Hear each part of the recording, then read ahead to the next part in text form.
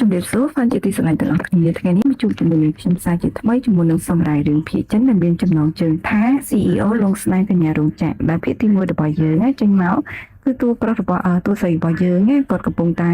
ត្រូវការលុយហើយពេលហ្នឹងគាត់ក៏ឃើញខិត្តប័ណ្ណប្រកាសដើម្បីស្វែងរកចៅប្រសាណាប៉ុន្តែនៅក្នុងហ្នឹងគឺអត់បានបញ្ជាក់ច្បាស់ទេអញ្ចឹងគាត់អត់ដឹងស្មានរកការងារក្រៅមកចំណែកឯខាងតួប្រុសរបស់យើងវិញគាត់កំពុងនៅក្នុងបារដើម្បីរកស្រីហ្នឹងឲ្យតួប្រុសរបស់យើងពីជំនួយការរបស់យើងហ្នឹងណាគឺរកស្រីឲ្យតួប្រុសតែតួប្រុសគាត់ណាក៏លេខឃើញក៏ឲ្យលៀងចេញទៅចំណែកលេខានេះវិញលោកជីលោកធ្វើបាត់ហ្នឹងបើសិនជាលោកមិនការទេគាត់និយាយថាលោកស្រីមិនរត់នៅឃើញលោកចៅនោះទេដល់ពេលហ្នឹងណាទូរស័ព្ទរបស់តួស្រីក៏ខលទៅហើយគាត់ក៏និយាយទីសួស្ដីទៅកាន់តួស្រីហើយតួស្រីយើងក៏កັບចង់មកអញ្ចឹងលេខាក៏គាត់ប្រាប់ថាឲ្យមកហើយមកឥឡូវតួស្រីយើងត្រេកអរមែនតែនពេលហ្នឹងអត់ដឹងថាគេឲ្យធ្វើអីទេនោះ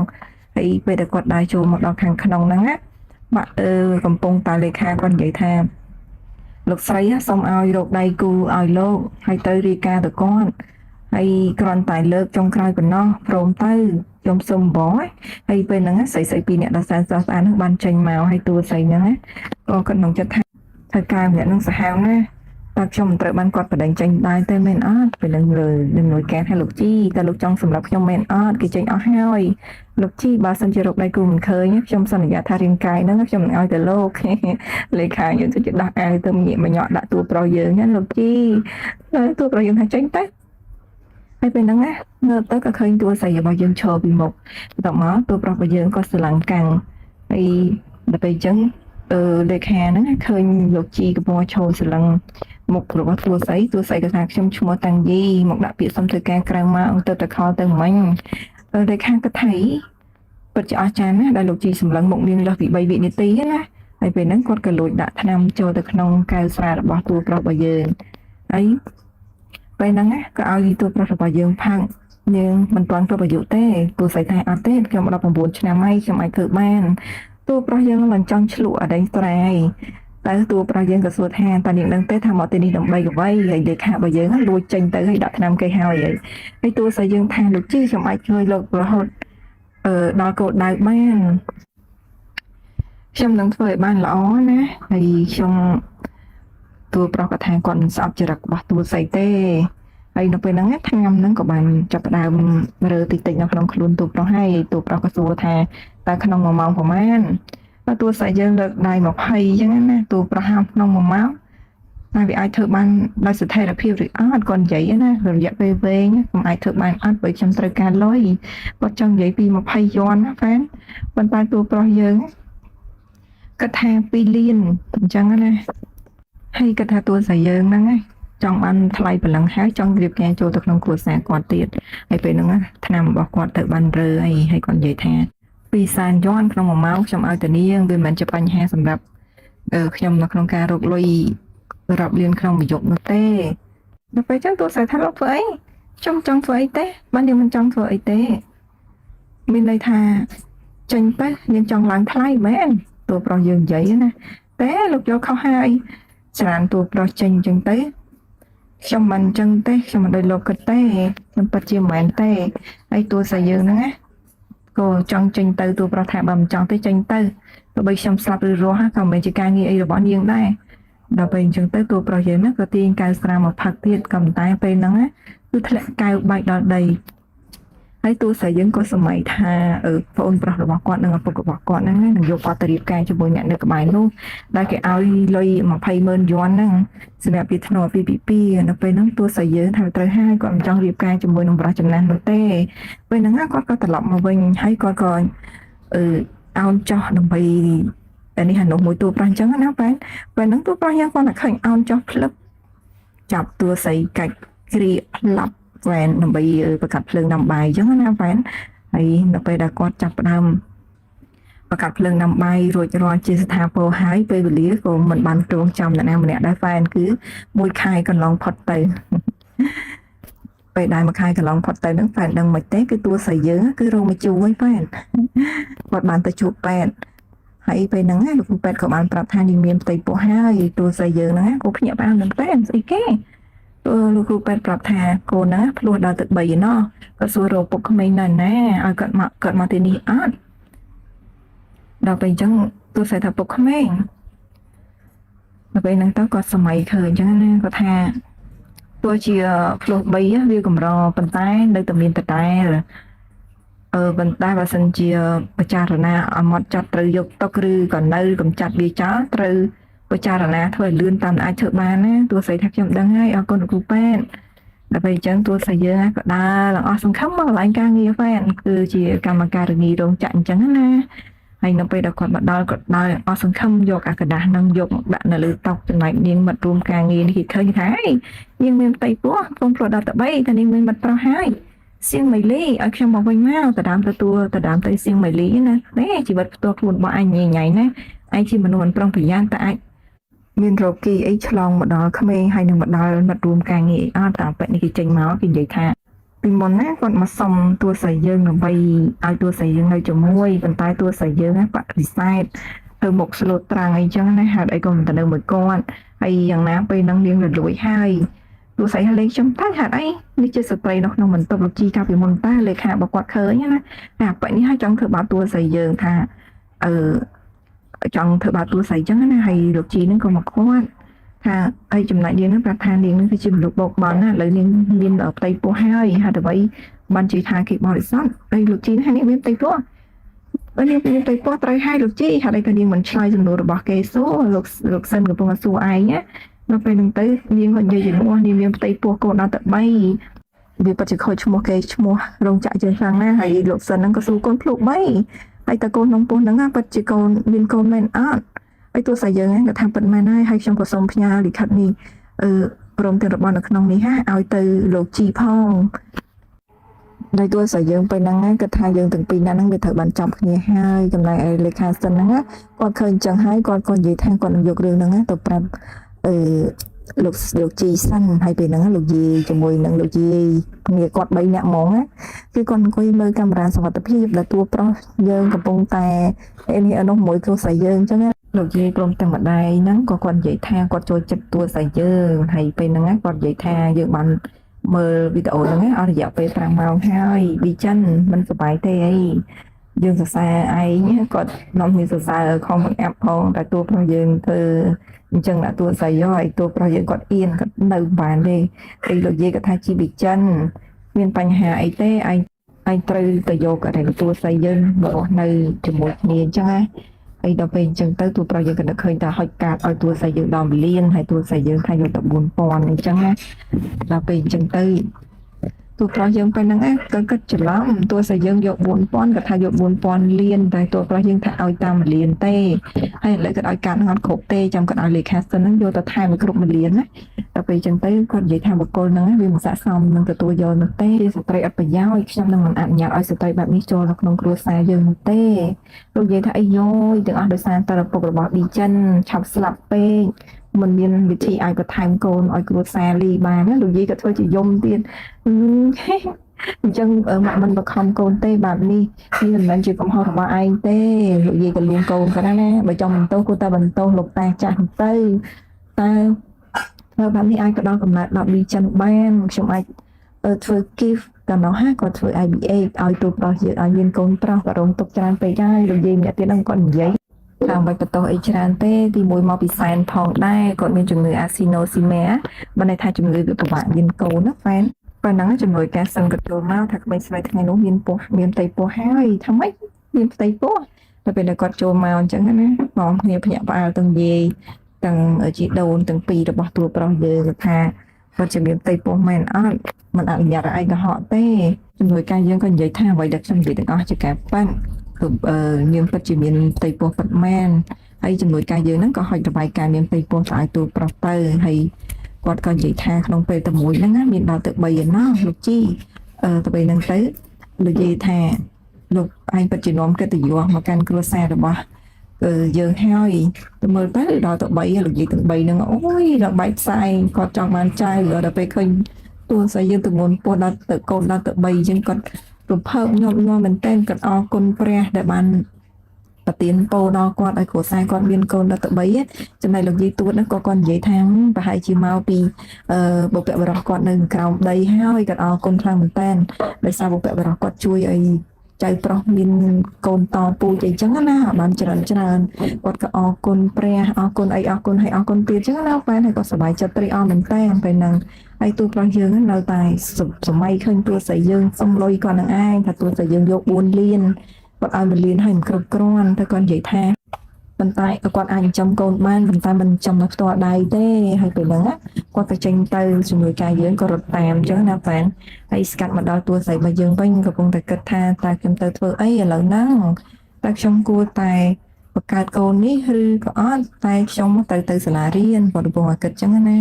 ហើយឪពុករបស់គាត់ជាមួយនឹងប្អូនប្រុសក៏និយាយថាទីបំផុតខ្ញុំរកឯងឃើញហើយចង់ទៅណាហេបងស្រីឃើញខ្ញុំនឹងប៉ាភ្លាមចង់ទៅណាឯងចង់ធ្វើអីខ្ញុំគ្មានលុយទេ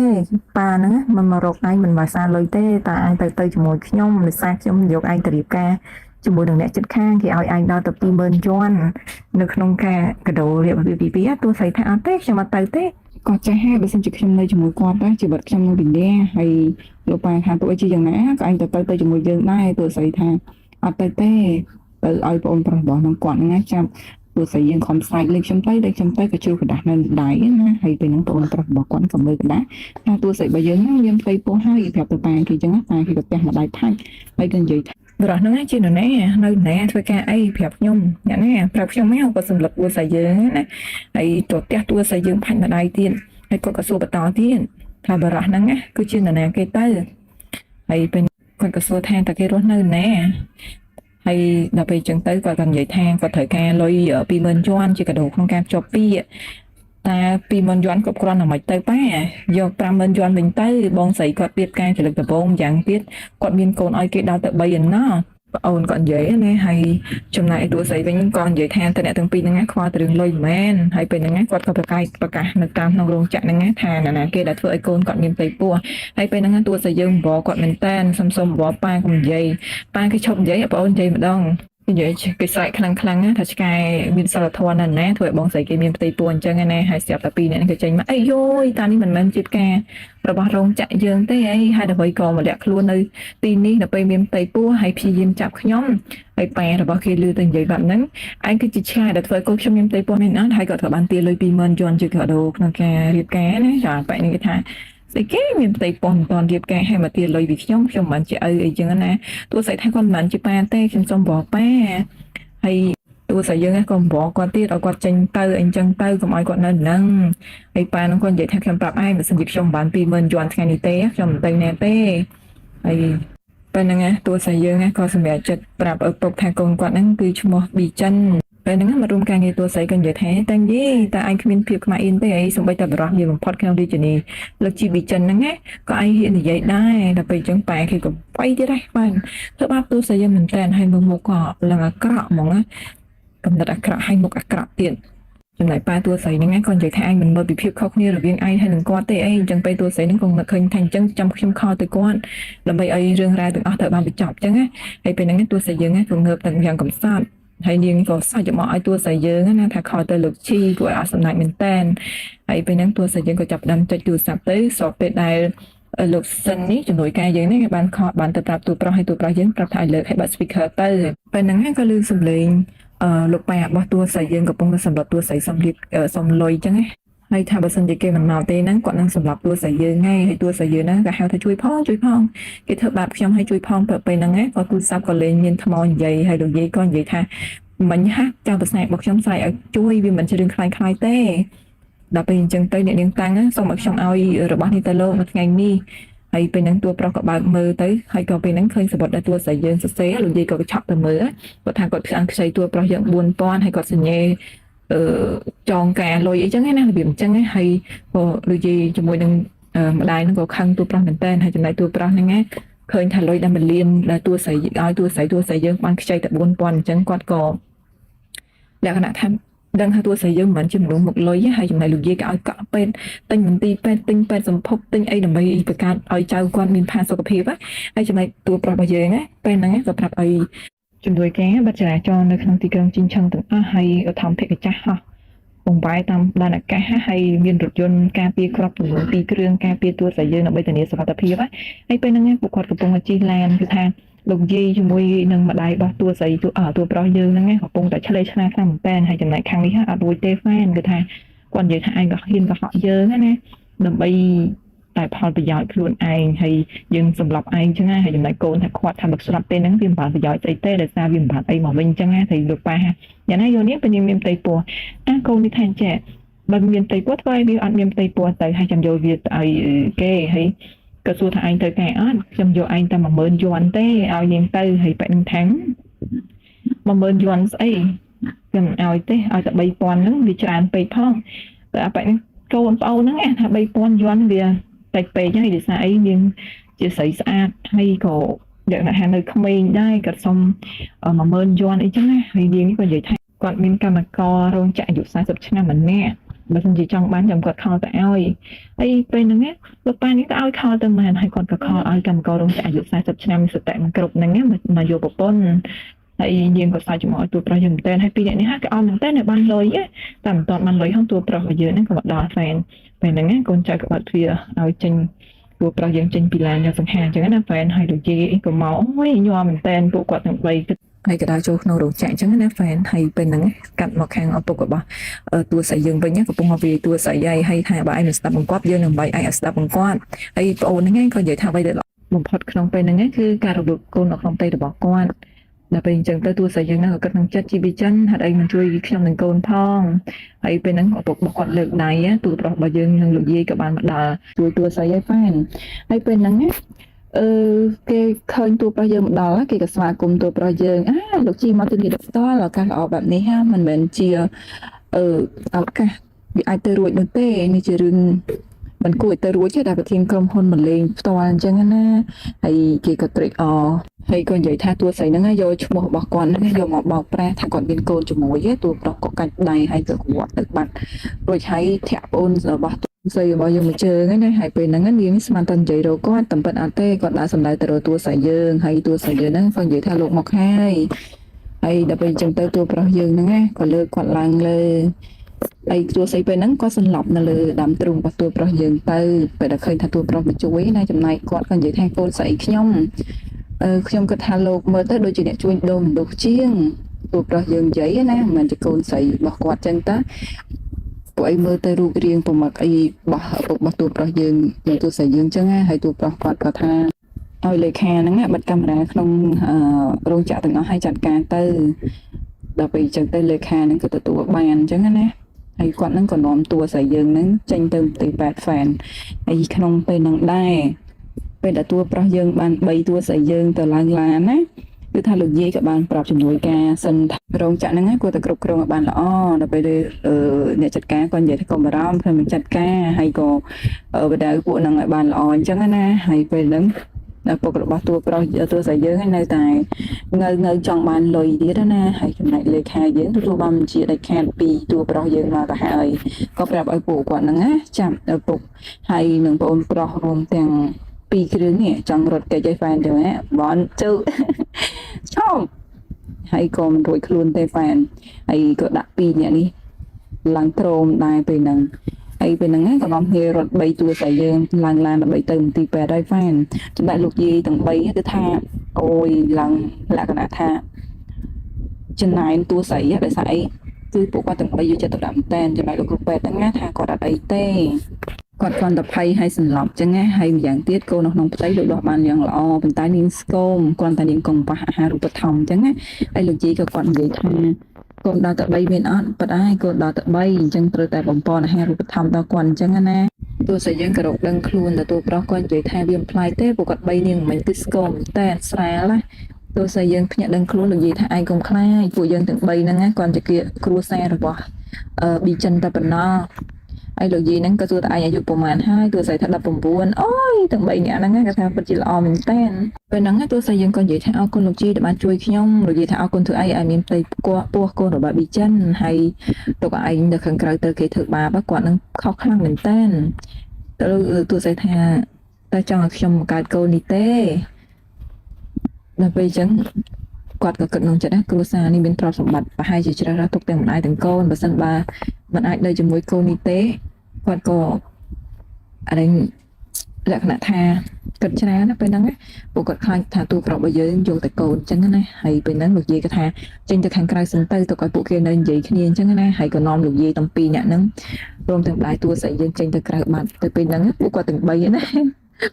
គឺថាលបស្ដាប់ទូប្រុសតួស្រីយើងនិយាយគ្នាហ្វែនទូប្រុសសួរថាហេតុអីក៏ទុកកូនមិនបានពេលហ្នឹងតួស្រីថាព្រោះតែស្ថានភាពគ្រួសារលំបាកពេកបើសិនជាផ្ដល់កំណត់ឲ្យកូនក្មេងនឹងត្រូវគេធ្វើបាបនាងគិតថាខ្ញុំហ្នឹងឲ្យនាងយកកូនខ្ញុំត្រឡប់ទៅវិញមិនមែនឲ្យគេធ្វើបាបហ្នឹងមិនមែនជីដូនរបស់ខ្ញុំហ្នឹងគាត់ចាស់ហើយបំណងប្រាថ្នាតែមួយគាត់របស់គាត់ហ្នឹងគឺចង់ឃើញគ្រួសារជីមានអ្នកស្នងបកលគ្រួសាររបស់ខ្ញុំជាមនុស្សសាមញ្ញនៅឧស្សាហ៍ព្យាយាមជាច្រើនចំនួនតើនាងមានលក្ខខណ្ឌអីលើកម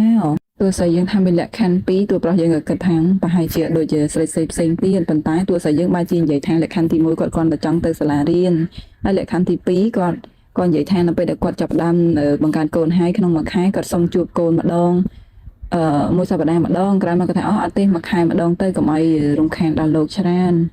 តួប្រុសក៏និយាយថាតើនេះហ่ะជាសំណារបស់នាងទៅមួយគាត់តើនាងមានអីផ្សេងទៀតអត់ដល់ពេលអញ្ចឹងតួស្រីថាតើលោកមិនយល់ព្រមទេ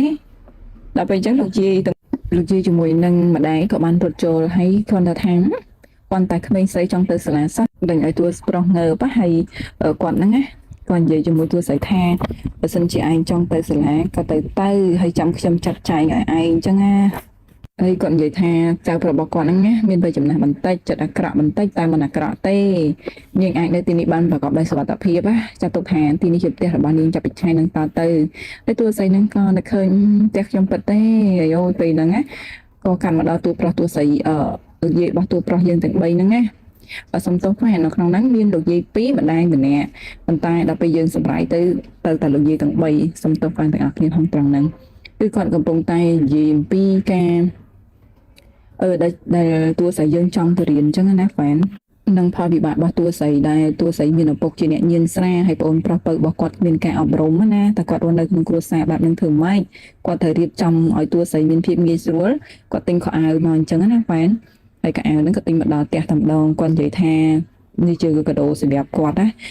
ដោយសារតែខ្លាចគាត់មានផ្ទៃពោះពិបាកធ្វើដំណើរទៅមកអញ្ចឹងគាត់យកឲ្យមកដល់ផ្ទះតែម្ដងអញ្ចឹងណាហើយគាត់នេះទាំងអស់ហ្នឹងគឺជាឧបករណ៍សម្រាប់គាត់ទៅរៀនដោយសារតួស្រីយើងចង់ទៅរៀនអញ្ចឹងណាគាត់មិនដឹងថាទៅទិញអីអញ្ចឹងហើយគាត់ក៏ទិញទាំងហាងមកផ្ទះសម្រាប់ឯងតួស្រីថាវាច្រើនណាស់តើថ្លៃប្រមាណវាថ្លៃអត់ដល់ពេលអញ្ចឹងលោកនិយាយថាជឿជាក់លើវិជ្ជាកម្មរបស់ផ្ទះយើងបានប៉ុណ្ណឹងវាមិនថ្លៃទេតែមិនចង់ទៅសាលារៀនទេអីនេះជាផលិតផលអេឡិចត្រូនិកសម្រាប់សិស្សហើយតួស្រីថាអូយខ្ញុំមិនដឹងចូលចិត្តមួយណាទេវាច្រើនដល់ម្លឹងហើយខ្ញុំប្រើវាមិនអស់ទៅលោកយាយចាំមិនអាចប្រើច្រើនអញ្ចឹងទេចំណែកឯម៉ាក់វិញហេនេះសម្ភារបំពាក់ឯងចូលចិត្តមួយណាឯងរើសទៅចំណែកលោកយាយវិញទៅរើសអាមួយនេះវិញណាវាស្អាតជាងណាដល់ពេលអញ្ចឹងតួស្រីគាត់ទៅចាប់មើលភពមើលឃើញតម្លៃអូយលោកយាយវាថ្លៃខ្លាំងណាស់ហើយចំណែកលោកយាយម្នាក់ទៀតវិញមកខាងនេះវិញអ្នកម៉ាក់ហ្នឹងខាងនេះអូយអានេះស្អាតជាងអានោះស្អាតជាងនិយាយថាយកចិត្តតួស្រីយើងឡើងវល់តួស្រីយើងពេលហ្នឹងណាក្តីសុខតែដោយសារតែគាត់មិនធ្លាប់បានទទួលហ្វែនហើយពេលហ្នឹងណាលោកម្ដាយរបស់គាត់ក៏មកហើយយកថ្នាំមកឲ្យហើយក៏ប្រាប់ថាឯងត្រូវតែញ៉ាំថ្នាំហ្នឹងព្រោះថ្នាំហ្នឹងលោកគ្រូពេទ្យហ្នឹងគាត់បានឲ្យឯងញ៉ាំដើម្បីបំពេញរាងកាយព្រោះរូបកាយរបស់ឯងវាស្គមស្គាំងហើយខ្វះអាហារូបត្ថម្ភអញ្ចឹងណាត្រូវញ៉ាំវាឲ្យច្រើនតួស្រីយើងថាអរគុណអ្នកមីងជីហើយគាត់ថាអូយមិនអីទេឯងគឺជាមនុស្សម្នាក់ដែលឌីចិនមកហើយឯងមានកូនដល់ទៅ3ទៀតហើយដល់ពេលអញ្ចឹងតួស្រីគាត់អត់មានអារម្មណ៍សោកសៅទៀតទេហ្វែនហើយពេលហ្នឹងលោកយាយទាំង3ក៏ពិភាក្សាគ្នាទៀតហើយហ្វែនថាមើលថែតួស្រីយើងកុំឲ្យតួស្រីយើងធ្វើការអីធ្ងន់ធ្ងរហើយប៉ះពាល់ដល់កូនអីអញ្ចឹងណាដាក់ភ្នែកទៅហ្វែនតួស្រីកំពុងតែជួបផ្ទះនាំគ្នារត់ឆ្លេឆ្លាទាំង1ទាំង2ទាំង3ទៅគាត់តួស្រីយើងកុំឲ្យធ្វើការអញ្ចឹងណាហើយតួស្រីយើងថាខ្ញុំនៅទីនេះញ៉ាំហ្វ្រីដីហ្វ្រីខ្ញុំគួរតែធ្វើអីខ្លះដើម្បីជួយសម្រាប់តុកអីចឹងណាដល់ពេលហ្នឹងម្ដាយចាំអានោះគាត់យកអានេះទៅធ្វើការហើយដល់ពេលហ្នឹងគាត់ល្អិលអញ្ចឹងណាហ្វែនហើយតួប្រុសយើងទៅកងជាប់ហើយក៏សន្លឹងមុខគ្នាមកផ្លែទៅមិនត្រីក្រំទេណាហ្វែនគាត់តែសន្លឹងមុខគ្នាទេ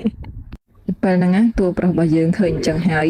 ក៏ចាប់តួស្រីហើយនិយាយថានាងពុំមានផ្ទៃពោះហើយក៏ធ្វើអញ្ចឹងតួស្រីយើងថាខ្ញុំគ្រាន់តែធ្វើវាបន្តិចបន្តួចហើយតួប្រុសយើងហ្នឹងក៏និយាយថាកុំឲ្យធ្វើវាទៀតហើយក្រោយដឹងអត់ដល់ពេលតួស្រីយើង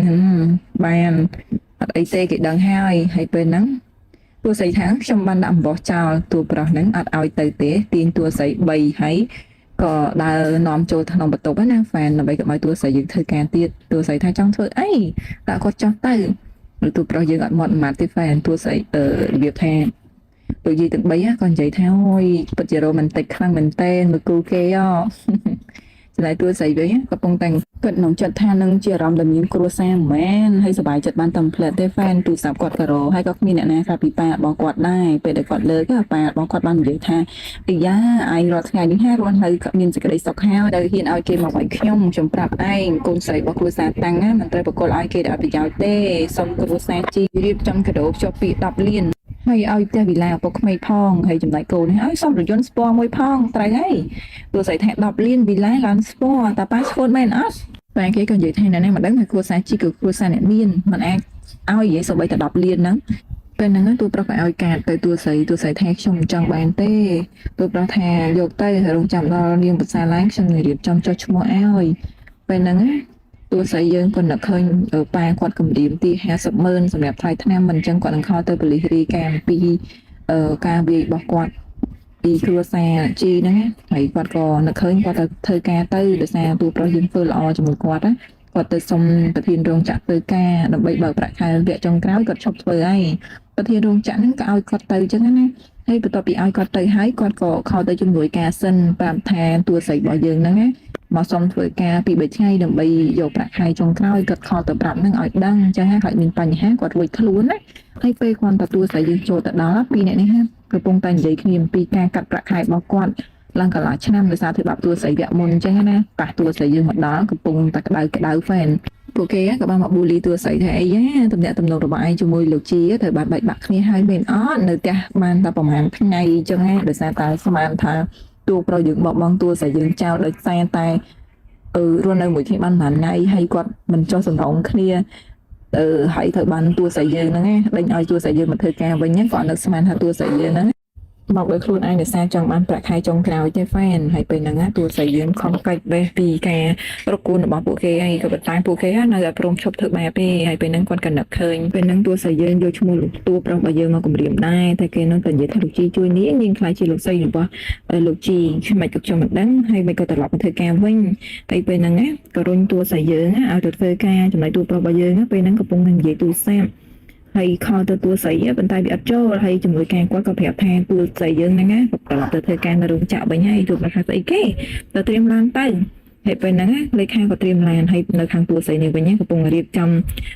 កន្លែងធ្វើកៅអៅវិញចឹងណាហ្វេនហើយទៅពេលហ្នឹងនាងក៏ច្រានមុតដៃរបស់តួស្រីយើងហើយពេលហ្នឹងហើយបែបនេះក៏ហាខំប្រឹងធ្វើការទៅកុំឲ្យធ្វើការយឺតនៅក្នុងម៉ោងធ្វើការខ្ញុំកំពុងថតឯងក្នុង1ម៉ោងធ្វើការបានប៉ុន្មានចំណែកយើងវិញកំពុងបូលីតួស្រីថាគាត់តែដេកជាមួយនឹងតួប្រុសម្ដងគាត់ថាវាថ្លៃធ្នូណាស់ហ្មងនាងមិនធ្វើវាដើម្បីតែរស់ទៀតខ្ញុំគាត់ថានាងស្នាក់នៅជាមួយនឹងផ្ទះលោកជីបាន2ថ្ងៃយល់អស់នាងប្រូមួយខ្ញុំទៅនិយាយរួមទៅចាប់តួស្រីធ្វើបានតួស្រីយកទូរវិសដែលត្រូវ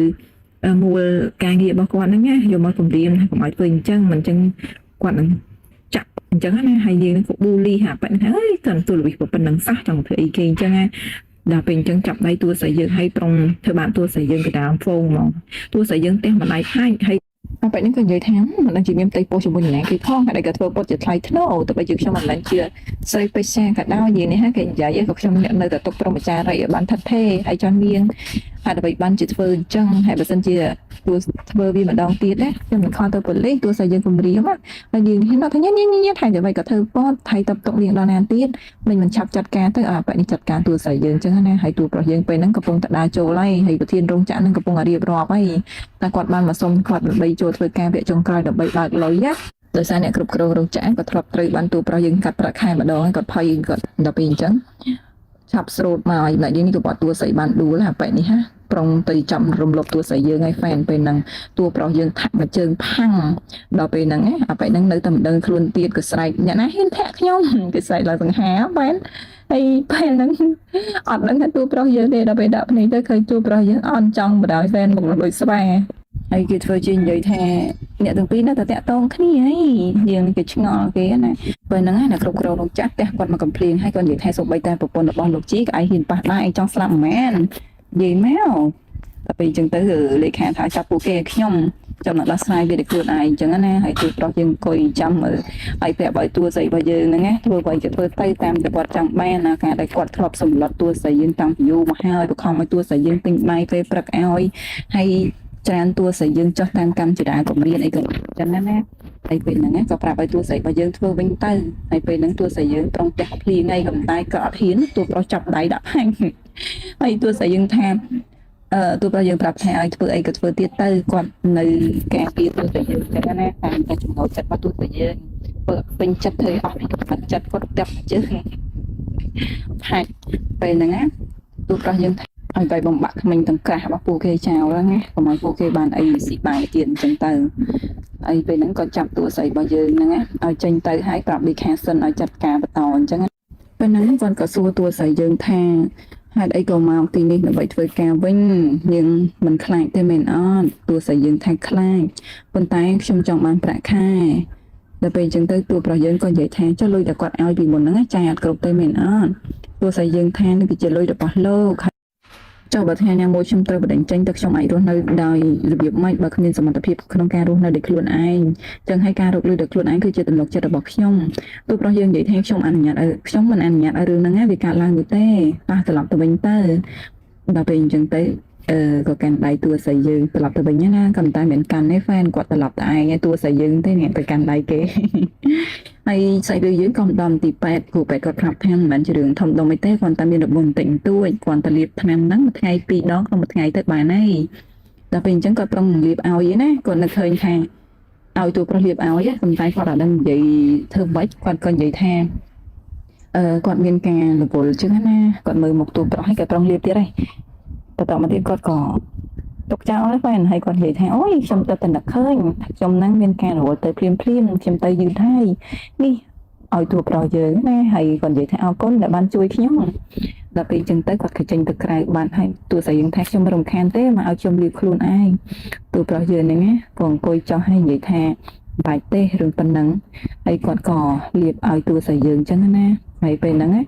លោកគ្រូពេទ្យនៅខាងក្រៅក៏គាត់លួចមើលដែរហ្វេនតួស្រីយើងក៏អៀនធម្មតាដែរហ្នឹងណាហើយនៅពេលហ្នឹងយើងគាត់លួចមើលហើយគាត់ក៏ចេញទៅទុកឲ្យតួប្រុសតួស្រីយើងនៅរ៉ូមែនតិកចំណែកឯមកដល់លោកយីនេះវិញគាត់កំពុងតែរងចាំមើលតួស្រីយើងថាស្លៀកពាក់ក៏អាចឬគាត់រើសឲ្យនឹងទៅតែស្រស់ស្អាតប៉ុណ្ណាអញ្ចឹងណាហើយពេលហ្នឹងតួស្រីរបស់យើងបានចុះមកឲ្យដល់ហើយប៉ែនហើយពេលហ្នឹងតួប្រុសយើងងាកខ្វាច់ទៅឃើញតួស្រីផ្លាស់សម្លៀកបំពាក់ថ្មីអញ្ចឹងទៅធ្វើឲ្យតួប្រុសរបស់យើងឡើងស្រឡាំងកាំងហ្មងព្រោះសម្រាប់តួស្រីយើងមានប្រអន់ណាហើយពេលហ្នឹងតួស្រីក៏សួរថាតើខ្ញុំពាក់វានឹងទៅវាមិនស្អាតទេមែនអត់បើមិនស្អាតទេខ្ញុំនឹងទៅបដូរវាចាញ់ណាហើយចំណែកអ្នកម៉ាក់ហ្នឹងក៏និយាយថាវាមិនអាក្រក់ទេវាស្អាតហើយប៉ុណ្ណឹងហើយតួប្រុសរបស់យើងអត់មានមាត់ហ្វេនគឺថាសុភាពដល់កនិយាយទៅអត់មានចូលចិត្តតួប្រុសយើងរបៀបងឹមអញ្ចឹងណាប៉ុន្តែមាត់ទីអញ្ចឹងណាហ្វេនហើយពេលហ្នឹងលោកយាយជាមួយនឹងម្ដាយគាត់ហ្នឹងក៏ប្រមូលឲ្យគាត់ថតរូបជាលក្ខណៈគ្រួសារអញ្ចឹងណាហើយក៏យកតួស្រីយើងទៅអង្គុយចុះដើម្បីថតរូបដល់ពេលហ្នឹងពួកគាត់ក៏ចាប់ផ្ដើមថតរូបស្អីរឿងរបស់យើងតែពីភាគមុនគឺយើងមកដល់ត្រឹមថតរូបជាលក្ខណៈគ្រួសារអញ្ចឹងទៅធ្វើឲ្យកញ្ញានេះគេមើលមកឃើញថាតួស្រីយើងហ្នឹងបានចូលក្នុងគ្រួសាររបស់គ្រួសារជីពេលហ្នឹងនាងខំខ្លាំងមែនតើនាងនិយាយថាបងនិយាយចឹងណាគាត់ជិះរៀបការជាមួយស្រីប្រុសនេះមែនស្រីប្រុសនេះមកពីណាចំណែក3លីណាចេញមកតាំងនេះឯងធ្វើឲ្យខ្ញុំត្រូវគេបណ្ដឹងចេញពីរោងចក្រតើឯងអាចរៀបការចូលគ្រួសារអ្នកមានដោយរបៀបណាគោះផាំងចំណែកផ្អើលទៅនាងនេះហើយនាងហ្នឹងណាគេមានឈ្មោះថាយ៉ាងយូឆាន់គេហ្នឹងកំពុងតែខឹងជាមួយនាងថានាងចង់ស្លាប់ហីកំតែដល់ពេលមើលទូរស័ព្ទទៅឃើញថាម៉ៃលីកហ្នឹងកំពុងមើលរូបរៀបជុំគ្រួសាររបស់គ្រួសារជីហ្នឹងក៏សួរថានាងស្គាល់អីនាងនេះក៏គិតថាតួស្រីប្រកាសជាធ្វើឲ្យនាងមិនពេញចិត្តដែរអញ្ចឹងណានាងក៏និយាយថាប៉ាត់ហើយស្ត្រីនេះមកពីរោងចក្រនាងក៏សេចក្ដីអាក្រក់ធ្វើការមួយខ្ញុំហើយក៏មិនចិនឆ្លាញ់ស្រីបែបនេះនាងក៏និយាយអញ្ចឹងណាហើយពេលហ្នឹងទៅតាំងយីឯងអស់សំណាងហើយគេគិតក្នុងចិត្តគេអញ្ចឹងណាខ្ញុំនឹងឲ្យឯងទៅណាបានទេពេលនេះគឺនំផ្លាញពេលហ្នឹងក៏រួមសហការហើយនាងក៏និយាយថាសេកញ្ជ្រងហ្នឹងណាដំបងបរោះគ្រប់ពីកន្លែងខ្ញុំប្រាប់នាងគេមានផ្ទៃពោះមុនរៀបការកូនភ្លក់ដល់ទៅ3ដូចនេះគាត់ភ្ជាប់ពាក្យជាមួយលោកជីក៏និយាយថាវាជារឿងគួរខ្វាយគេខ្លាំងណាស់ហើយនិយាយទៅប៊ូលីតួស្រីនឹងឆ្ងាញ់ហ្វេនហើយថែមទាំងថាតួស្រីនៅក្នុងរោងចក្រដំបងបរោះនៅក្នុងរោងចក្រនឹងស្ទើរទាំងអស់ហើយនាងនេះមកធ្វើមកក៏ដូចស្វាកាត់មកដល់លោកយាយក៏ថាសាលាបានរៀបចំឲ្យរួចហើយបើជួបបញ្ហាអីតំពេចតាក់ទងទៅប៊ីចិនកុំធ្វើកិច្ចការនឹងតឯងលោកយាយម្នាក់ទៀតហ្នឹងក៏និយាយថាយីឥឡូវហ្នឹងតំណែងតំណងរបស់ឯងនឹងគាត់សោះច្បាប់ហើយអញ្ចឹងហើយវាមានបកាអីត្រូវពឹងពាក់គ្នាទៅកុំឲ្យទុកអូសបន្លាយអញ្ចឹងណាគាត់ដាក់គណៈថាមានបញ្ហាអីកុំទុកតឯង ទោះតែយើងខាងនៅក្នុងចិត្តដែរគ្រួសារជីល្អចំពោះគាត់ណាក្រោយរៀនចប់គាត់ប្រកាសជាសងវិញពេលហ្នឹងគាត់ក៏លាលោកយាយទាំងពីរទាំង3ហ្នឹងទៅសាលាអញ្ចឹងទៅទូប្រុសយើងហ្នឹងក៏បានជូនទូស្រីយើងទៅសាលាចំណែកលោកយាយទាំង3នេះវិញនិយាយទៅថាអូយស្រឡាញ់ចៅមែនតើហ្មងណាហើយដល់ពេលទូប្រុសយើងមកដល់សាលារៀនណាក៏បើកទ្វារចេញពីឡានទៅហើយទូស្រីយើងក៏បាយទូប្រុសណាហើយចំណែកទូប្រុសក៏ចាប់បាយទុកហើយស្មានតថាផ្លេចអីគេហ្វានគឺគាត់ផ្លេចប្រអប់បាយ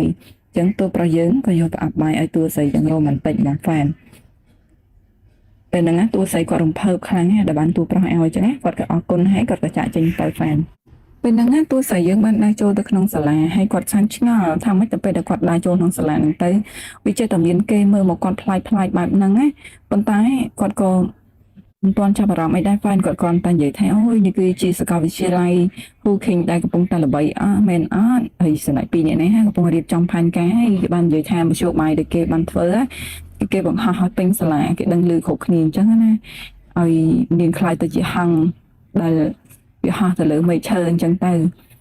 ដល់ពេលអញ្ចឹងទៅ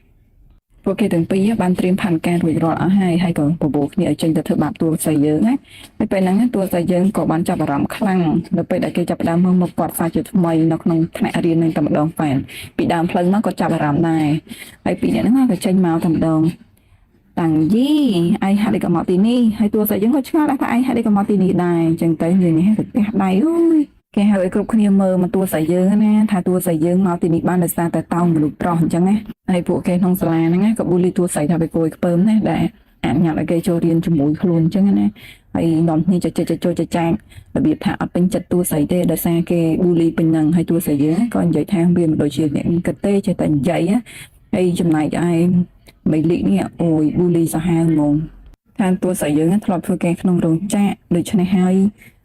មករៀននៅសាលាហ្នឹងអត់កើតដល់ខ្លួនឯងធ្វើការក្នុងរោងចក្រដែរនៅឲ្យស្លៀកពាក់មករៀនជុំគ្នាហ្នឹងមិនក៏ត្រូវតែប៊ូលីតួស្រីអញ្ចឹងអត់យល់គេដែរហើយនាងនេះថែមមួយល្បោចដល់កនាងនិយាយថាអ្នកដែលធ្លាប់មករៀននៅសាលានេះបានណាត្រូវតែមានការប្រឡងយ៉ាងម៉ត់ចត់ទើបអាចចូលសាលានេះបានហើយយ៉ាងណាក៏នាងបានឈប់រៀនមួយឆ្នាំហើយមិនសមមានលទ្ធភាពទទួលឲ្យចេញទៅហើយពួកគេហ្នឹងក៏គ្រប់គ្រងតួស្រីឲ្យដេញចេញទៀតហើយលោកនាយកក៏ចេញមកឲ្យថានៅណាគេកំពុងធ្វើអីទៅពេលអញ្ចឹងទៅពួកគេឃើញក៏លោកនាយកហើយដើម្បីមកទីនេះនៅណាដេញចេញពីសាលាទៅនាងនេះប៊ូលីនេះគឺជាឆ្ងាយនេះលោកនាយកតាំងយិនណាបានរៀបចំមធ្យោបាយចូលសាលារបស់យើងស្នើខាងយើងស្នើឲ្យសាលាបដិញគាត់ចេញណាពួកនេះក៏គ្រប់គ្រងតួប្រុសថាអ្នកណាហ៊ានដេញគូទៅដល់គាត់អញ្ចឹងណាហើយពួកនេះគេឃើញវាជាវិចិត្រគេស្គាល់ហ៎ហើយទៅតួស្អីសួរថាបងបានចេញទៅទេមិញហ្នឹងតួប្រុសថាអ្នកណាថាខ្ញុំទៅទូប្រកបថាអ្នកណាហ៊ានថាអីឲ្យគូទៅដល់ខ្ញុំនាងនេះថាមិនពេលដែលនាងជួបលោកស្ត្រីនេះនឹងធ្វើការមិនសមរម្យទេឈប់រៀនហើយចូលមកទីនេះបានរបៀបណាខ្ញុំឃើញថាមេរៀនដែលខ្ញុំផ្ដល់ឲ្យនាងពីមុនហ្នឹងគ្រប់គ្រាន់ទេអីទូប្រកបគាត់និយាយណាបងប្រុសវិចិត្រនាងនេះគេនិយាយគាត់និយាយត្រូវកុំឲ្យស្រីនេះបិទភ្នែករបស់បងបានក្រៅពីនេះខ្ញុំក៏គិតពីសាលាដែរបើសិនមកប្រាប់ឲ្យអ្នករាល់គ្នាដឹងសាលាមានស្រីក្រៅម៉ោងធ្វើឲ្យសង្គមនិងឪពុកម្ដាយដឹងណាប្រកាសជាយ៉ាប់គេលេកូនរៀនអញ្ចឹងណាដូច្នោះហើយចង់បានអីសាលាមានច្បាប់បើសិនជាសិស្សដែលឆ្លងកាត់ការប្រឡងពិសេសដល់បន្ទុកពេញទៅបានគេទទួលស្គាល់វាជាករណីលើកលែងតាំងយីតឯងហ៊ានធ្វើតេស្តជាសាធារណៈអត់និយាយទៅបបួលតួស្រីយើងភ្នាល់ណាបើសិនជាតួស្រីយើងព្រមធ្វើតេស្តគេនឹងយល់ព្រមឲ្យរៀនអញ្ចឹងណាហើយពួកគាត់នេះក៏នេះតួស្រីថាល្អខ្ញុំនឹងព្រមធ្វើហើយលោកនាយកក៏ថាមិនបាច់ធ្វើទេគាត់គឺជានិស្សិតរបស់សាកលវិទ្យាល័យហួរយ៉ាងយើងអ្វីទៅលោកនាយកគេមិនពេញចិត្តទេណាលោកនាយកក៏ថាខ្ញុំនិយាយមិនសមហេតុផលអីពីព្រោះតាំងព្រោះគេគឺជាអ្នកប្រឡងជើងឯកប្រចាំខែក្នុងការប្រឡងចូលមហាវិទ្យាល័យកាលពីឆ្នាំមុនខ្ញុំផ្ទាល់បានចេញលិខិតឲ្យគាត់ចូលរៀនគាត់តែពេលហ្នឹងគាត់បោះបង់ចោលការសិក្សាព្រោះមូលហេតុមួយចំនួនហើយពេលហ្នឹងពួកគាត់ហ្នឹងក៏លឺបានដឹងហើយក៏ Oh my god ដឹងថាសរសើរតួស្រីហើយក៏ឈប់ចង់ប៊ូលីដែរប៉ុន្តែនាងក៏មិននឹកស្មានទេថាតួស្រីយើងរៀនបកាយអញ្ចឹងហើយតួប្រុសយើងក៏និយាយថាមីលីមានទម្លាប់អាក្រក់ផ្កាយមិនឡើងឲ្យអង្គរៈគាត់ចាប់បោះចេញទៅក្រៅបាត់ទៅមនុស្សបាត់នេះប្រកាសជាស្លាប់មុនអាយុឲ្យតួប្រុសយើងនិយាយអញ្ចឹងណាពេលហ្នឹងតួប្រុសយើងហ្នឹងក៏ឲ្យតួស្រីយើងខំរៀនទៅហើយគាត់ហ្នឹងក៏ចាក់ចេញទៅអញ្ចឹងណាហ្វែនហើយចំណែកនាងវាងនេះវិញខឹងចង់ហុយសែងតាមសក់អីហ្វែន ប៉ុណ្ណឹងណាមីលីបានរត់ទៅវល់ដែលអ្នកនាងវ៉ាងហើយអ្នកនាងវ៉ាងគាត់ព្រមទេព្រោះអីផាន់ការបរាជ័យម្ដងដល់ពេលអញ្ចឹងណានាងមីលីនេះថាសុំវល់យកសម្រាប់គាត់ការពីពេលហ្នឹងប៉ុន្តែគាត់នៅមានរឿងជាច្រើនដែលអាចធ្វើឲ្យតួស្រីយើងខ្មាស់គេបានណាមីលីប៉ុនរលល្បិចមែនហ្វេនហើយពេលហ្នឹងគាត់ក៏ប្រាប់រឿងថាតួស្រីយើងគាត់មានឪពុកដែលត្រូវការលុយគាត់ទៅយកលុយទៅឲ្យគេទៅគេអាចធ្វើគ្រប់យ៉ាងបានអញ្ចឹងណាពេលហ្នឹងណាពីអ្នកឪកូននេះឃើញថាតួស្រីយើងហ្នឹងណាគឺគាត់មានឱកាសនៅក្នុងគ្រួសារតួប្រុសហើយបានរៀបការចូលអញ្ចឹងគាត់ក៏ខលទៅតួស្រីដើម្បីសុំលុយអញ្ចឹងណាហ្វេនពេលហ្នឹងតួស្រីក៏លើកហើយគាត់ក៏និយាយថាតាំងយីចចកភ្នែកសមិនដឹងគុណខ្លាចជាប្រពន្ធអ្នកមានស្គាល់ខ្ញុំនឹងប៉ាមិនមែនតួស្រីថាអ្នកមិនបាច់ចាត់ទុកខ្ញុំជាសមាជិកគ្រួសារទេប៉ាគេនិយាយម្ដងហេតុអីក៏ឯងរំលឹកគុណខ្ញុំនេះជារបៀបណានេះជាឯងរបៀបដែលប្រព្រឹត្តចំពោះយើងមែន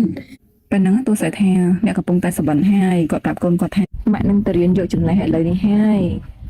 គាត់ក៏ដើរចេញទៅដើម្បីទៅសាលារៀនហ្នឹងណាហើយនៅពេលហ្នឹងដែរពីអ្នកឪកូននេះគេខាងខ្លាំងមែនតើអ្នកគាត់ស្រីយើងគេដាក់ទូរស័ព្ទគាត់ចោះអញ្ចឹងណាហើយពេលហ្នឹងណាចាប់តែនាងគេចូលមកហើយអាប៉ានេះគេឃើញបងប្រុសតួស្រីហ្នឹងណាគេឃើញអូយស្រីស្អាតអីអញ្ចឹងទៅហើយនាងនេះគេលើកលុយម្ដុំហើយប្រាប់ថាយកលុយនេះទៅហើយក៏ចាត់ការឲ្យរឿងអីគេមួយតាក់ទងជាមួយនឹងតួស្រីយើងហ្នឹងណាហើយអាប៉ានេះហ่ะ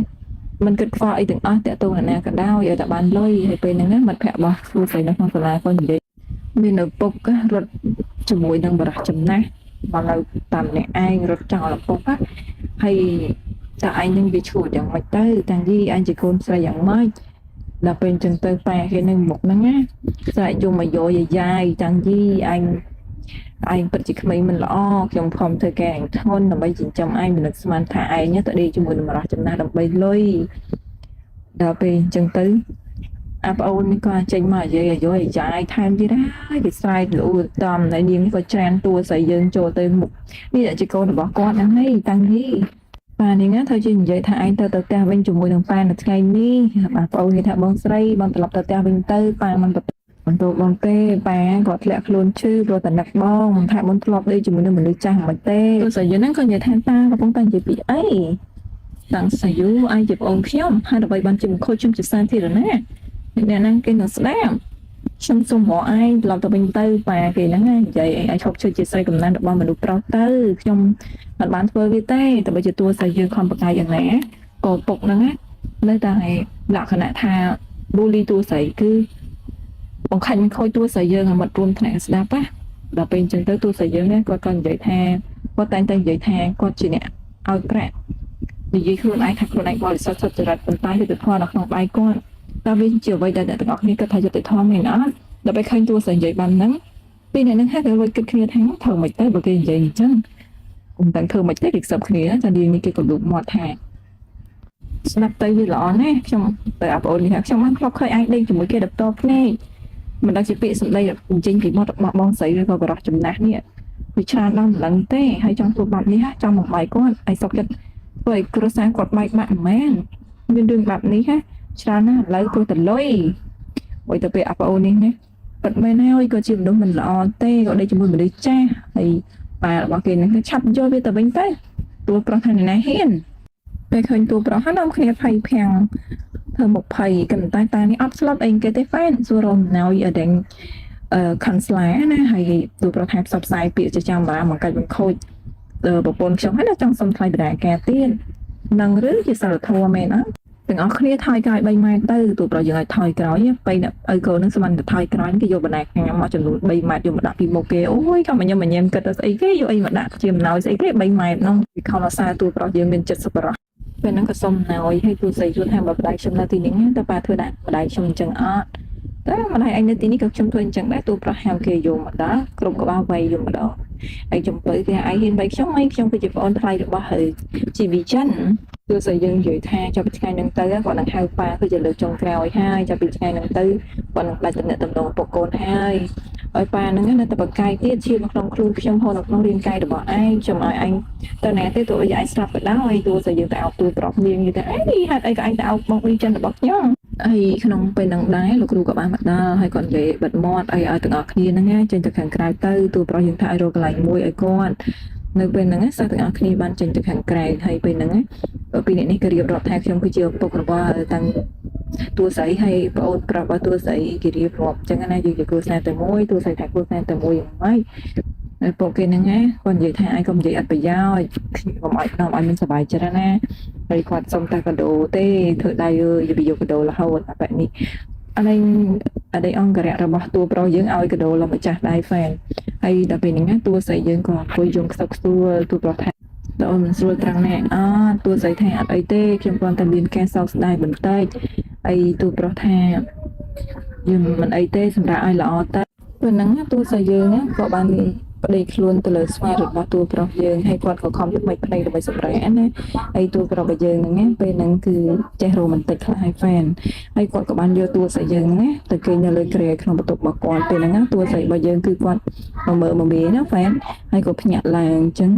ពេលហ្នឹងគាត់ក៏ឃើញតួប្រុសរបស់យើងនៅក្បែរអញ្ចឹងហើយគាត់ក៏សួរថាហើយខ្ញុំនៅទីណាតួប្រុសថានៅក្នុងបន្ទប់ហើយពេលហ្នឹងគាត់ក៏មើលទៅមិនជាបន្ទប់របស់គាត់ដែរគាត់ថាហើយក៏ខ្ញុំនៅទីនេះបានអញ្ចឹងទៅតួប្រុសថាពេលអូនដេកហ្នឹងបងក៏យកអូនមកហងស៊ុយនៅក្នុងបន្ទប់អូនវាមិនល្អតួស្រីក៏គិតថាគេគិតពីរឿងហងស៊ុយពីកាលណាគ្រួសារគាត់ហ្នឹងហើយពេលហ្នឹងតួស្រីថាអីទេបន្ទប់ខ្ញុំហ្នឹងល្អហើយខ្ញុំទៅវិញក៏បានដែរពេលហ្នឹងតួស្រីយើងកើចុះណាហើយតួប្រុសរបស់យើងហ្នឹងក៏បានចាប់ដៃរបស់តួស្រីហើយក៏បីតួស្រីឲ្យឡើងទៅដាក់លើគ្រែរបស់គាត់វិញហើយពេលហ្នឹងគាត់ក៏បាននិយាយប្រាប់តួស្រីថានៅទីហ្នឹងហើយពួកអីបើសិនជានៅទីហ្នឹងគាត់ក៏បានមើលថែសារតួស្រីយើងបានដិតដល់អញ្ចឹងណាដល់ពេលអញ្ចឹងតួស្រីយើងពេលហ្នឹងក៏គាត់មិនបានថាអីដែរគាត់ទៅយល់ព្រមអញ្ចឹងណាហ្វេនដោយសារមានការថ្នាក់ថ្នមពីតួប្រុសរបស់យើងដែរក្នុងពេលហ្នឹងតួប្រុសយើងក៏បានដាក់តួស្រីឲ្យគេងវិញហើយគាត់ក៏ទៅតម្រិតក្នុងនៅក្បែរតួស្រីរបស់យើងហើយគាត់ក៏ប្រាប់ឲ្យគេអញ្ចឹងណាហើយតួស្រីយើងក៏ទទួលបានភាពកក់ក្ដៅពីតួប្រុសយើងដែរនៅពេលហ្នឹងហើយគាត់ក៏សង្ងំគេហើយពេលវេលាពេលព្រឹកក៏មកដល់ហើយលេខារបស់តួប្រុសយើងហ្នឹងគាត់ក៏បានចូលមកប្រាប់ថាតើត្រូវចាត់ការគ្រួសារវាងធ្វើម៉េចព្រោះអីរឿងទាំងអស់ហ្នឹងវាពាក់ព័ន្ធជាមួយនឹងនាងវាងគាត់បានឲ្យលុយទៅឪពុករបស់តួស្រីហ្នឹងដើម្បីទៅប៊ូលីតួស្រីយើងបង្កើតពាក្យចុះចាំរាមធ្វើឲ្យតួស្រីយើងខូចឈ្មោះនៅសាលាពីម្សិលមិញណាហើយតួប្រុសយើងក៏ឲ្យគាត់ទៅចាត់ការទាំងអស់ហ្នឹងទៅចាប់គេទាំងអស់ចូលគ្នាអញ្ចឹងណាពេលហ្នឹងពីរអ្នកនេះមីលីកជាមួយនឹងសៀវមីហ្នឹងគេកំពុងតែនៅជាមួយគ្នាពេលហ្នឹងលេខារបស់យើងក៏បានចាប់ទៅទាំងពីរហើយក៏មករកអីនៅពុករបស់តួស្រីហើយគាត់ក៏បានចាប់ទៅទាំងពីរអ្នកផងដែរហ្វេនហើយពេលដែលគាត់ចាប់បានគាត់ក៏ខំប្រាប់តួប្រុសយើងថាទាំងអស់គ្នាហ្នឹងត្រូវបានចាប់យកទៅទុកកន្លែងតែមួយហើយតួប្រុសថាទុកហ្នឹងហើយតិចទៀតគាត់នឹងទៅដល់ហើយពេលហ្នឹងគាត់ក៏យកតួស្រីទៅកន្លែងហ្នឹងតែម្ដងហ្វេនហើយតួស្រីថាយកគាត់មកទីហ្នឹងធ្វើស្អីតួប្រុសយើងហ្នឹងក៏បាននិយាយថាទាំងអស់ហ្នឹងគឺនៅក្នុងការសម្រេចចិត្តរបស់អូនដើម្បីឲ្យអូនកាន់តែមានភាពរឹងមាំនៅពេលដែលមានបញ្ហាជួបបញ្ហាបែបហ្នឹងនៅថ្ងៃក្រោយហ្នឹងគាត់អាចយករួចខ្លួនបានអញ្ចឹងណាទៅតួប្រុសយើងចង់គាត់ទៅដោះស្រាយហើយពេលហ្នឹងគាត់ក៏បានចូលទៅដល់នៅក្នុងហើយទៅជួបជាមួយនឹងឪពុករបស់គាត់ដែរឪពុករបស់គាត់គាត់តែឃើញកូនស្រីតែក្នុងពេលហ្នឹងដែរពួកគាត់ត្រូវបានគេវាយឡើងជាប់មុខជាប់មាត់ទៅទាំងអស់ទាំង3ទាំង4អ្នកហ្នឹងឯងដោយសារធ្វើបាបតួស្រីយើងរហូតគឺថាតាមលូលីតាមធ្វើម៉ែគ្រប់ទៅគ្រប់លីអញ្ចឹងតួប្រុសយើងសពងនឹងចាស់ដៃហើយក្នុងពេលហ្នឹងប៉ារបស់គេហ្នឹងប្រាប់ថាគាត់បានខុសទៅហើយតួស្រីយើងថាធ្វើខុសតែខុសអីខ្លះហើយគាត់ក៏និយាយថាហ្នឹងគាត់អត់ដឹងខ្លួនទេគាត់នៅតែនិយាយថាការហ្នឹងគាត់ខុសដោយសារគាត់លួចគាត់ហ្នឹងចំនួន20000យួនហើយគាត់យកដល់ទៅ1លានណោះគាត់សើចទៀតដល់ពេលតួស្រីថានៅក្នុងបេះដូងរបស់ប៉ាហ្នឹងមិនមានអ្វីក្រៅពីលុយទេមានអត់តែបើសិនជារឿងនេះជាមួយនឹងម្ដាយខ្ញុំតើលោកធ្វើដាក់ម្ដាយខ្ញុំរបៀបហ្នឹងដែរអត់បែបនេះថាបើសិនជាស្ត្រីហ្នឹងគាត់នៅក្នុងនៅទីនេះក៏ដោយហើយក្រៅស្ត្រីក្រៅពីរៀបការអាចធ្វើអីបានទៀតទេពិតជាមិនលីរ៉េទោះបីជាចិត្តស្លាប់ក៏ដោយក៏នៅតែនិយាយបែបហ្នឹងគាត់អត់ដឹងកំហុសគាត់អត់កែខ្លួនអញ្ចឹងណាហ្វែនទូប្រុសឮតែអញ្ចឹងក៏ឲ្យគេចាត់ចែងយកគាត់ហ្នឹងឲ្យទៅធ្វើការនៅក្រៅប្រទេសឲ្យតទៅស្លាប់ខ្លួនទៅកុំឲ្យគាត់មកវិញហើយពេលហ្នឹងគាត់សួរតួស្រីថាចង់ពី3នាក់នេះគិតធ្វើយ៉ាងម៉េចតួស្រីយើងក៏មិនចង់មានរឿងក៏ប្រាប់ថាឲ្យលេងគេទៅពេលហ្នឹងតួស្រីក៏និយាយបែបហ្នឹងថាតួប្រុសយើងក៏និយាយថាគាត់ព្រមគោរពតាមការសម្រេចចិត្តរបស់តួស្រីយើងហើយក៏ឲ្យជំនួយការសិនហ្នឹងដោះស្រាយបន្តនៅរឿងហ្នឹងទៅជំនួយការសិនក៏ព្រមចំណែកឯតួប្រុសមួយតួស្រីយើងពីរនាក់ហ្នឹងគាត់ក៏បានរបៀបថែចាត់ការរួចរាល់ ក៏បបួលតួស្រីយើងត្រឡប់មកផ្ទះហើយសាច់រឿងរបស់យើងហ្នឹងណាក៏កាត់ដល់តួប្រុសរបស់យើងបានហៅតួស្រីយើងឲ្យជួយយកកៅអៅឲ្យគាត់អញ្ចឹងណាព្រោះគាត់បានយកកៅអៅចូលអញ្ចឹងណាពេលហ្នឹងតួស្រីយើងក៏ឃើញអាវក៏យកអាវឲ្យសម្ដៅទៅរកតួប្រុសអញ្ចឹងណាហ្វេនហើយពេលហ្នឹងណាគាត់ដើរទៅគាត់ក៏ចាប់ផ្ដើមហុចទៅឲ្យតួប្រុសហើយតួប្រុសយើងក៏ទាញដៃគាត់ចូលផ្លិតនៅក្នុងបន្ទប់ទឹកនឹងតែម្ដងហ្វេនហើយពេលហ្នឹងតួស្រីយើងគាត់ឃើញ six pack របស់តួប្រុសយើងកង់អញ្ចឹងណាហើយគាត់ថាអេខ្ញុំមិនឃើញអីទេមិនឃើញអីទេណាមើលឡំពេញអីមិញហើយតួប្រុសយើងហ្នឹងក៏គាត់ទៅរ៉ូមែនទិកជាមួយតួស្រីយើងនៅក្នុងបន្ទប់ទឹកនឹងឯងហ្វេនដល់ពេលអញ្ចឹងក៏នាំគ្នាចេញមករ៉ូមែនទិកនៅខាងក្រៅវិញតួស្រីក៏សួរថាបងយកខ្ញុំទៅណាតួប្រុសថាយកទៅកិច្ចការស៊ីវិល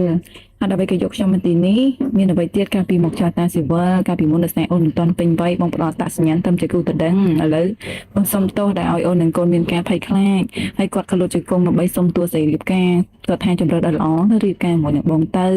តួស្រីគាត់បិទមាត់ Oh my god ខ្ញុំយកព្រមហើយដល់ពេលចឹងទៅគាត់ក៏ទាំងពីរហ្នឹងគាត់នាំគ្នាទៅចុះអេតាស៊ីវិលតែម្ដងហ្វេនបន្ទាប់ពីពាក់បញ្ជាឲ្យតួស្រីយើងរួចហើយចំណែកឯសភៅអតាស៊ីវិលរបស់គាត់ហ្នឹងក៏បានវាយត្រាពងប៉ាំងតែម្ដងហ្វេនហើយលោកយាយទាំង3ហ្នឹងអូយស្អាតណាស់អស្ចារ្យណាស់គឺពិតជាតាក់ទាញរូបនេះគឺពិតជាល្អណាស់គាត់ស្រឡាញ់ចៅភាសានេះណារូបសែនស្អាតនិយាយទៅដដើមគ្នាណាហ្វេនគឺថាពួកគាត់ទាំង3ហ្នឹងគឺមាននាំគ្នាដដើមគ្នាហើយចំណែកតួស្រីយើងឃើញគាត់ជាដដើមគ្នា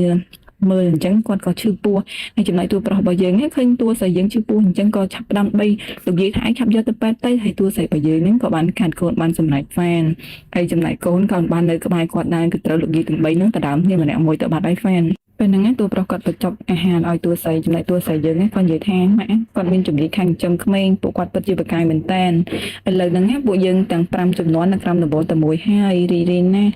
ហើយតួស្រីយើងគាត់ក៏សប្បាយចិត្តមែនតើពួកអីគាត់ទទួលបានសុភមង្គលយ៉ាងពេញលេញរឿងរបស់យើងសន្មតថាចាប់លេខបរិបូររាល់ការអធិប្បាយមានការខុសឆ្គងត្រង់ណាមិនសមរម្យក៏សូមមេត្តាខន្តីអភ័យទោសដល់នាងខ្ញុំផងចា៎អរគុណច្រើនជំរាប